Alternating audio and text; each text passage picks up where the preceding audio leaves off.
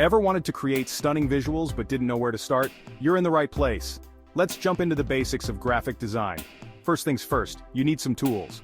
Adobe Illustrator and Photoshop are industry standards, but don't worry if they sound daunting. There's also user-friendly software like Canva and GIMP, perfect for beginners. Start with simple projects like creating social media posts or flyers. Experiment with colors, fonts, and layouts. Remember, practice makes perfect. Focus on mastering the basics before diving into complex designs. Tip number 1, keep it simple. Too many elements can make your design look cluttered. White space is your friend. Tip number 2, learn the rules of typography.